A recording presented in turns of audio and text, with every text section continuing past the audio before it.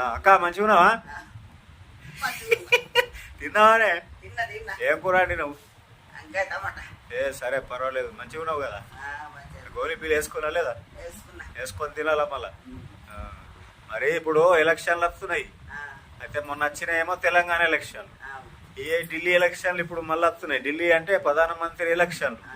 ఇటు కాంగ్రెస్ ఇటు బీజేపీ ఇంకా కొన్ని నిలబడతాయి. అయితే మరి ఇప్పుడు ఈ ఎలక్షన్ల మరి ఓళ్ళ కోటేద్దాం అంటున్నావు, నీ మనసులో ఎట్లున్నది?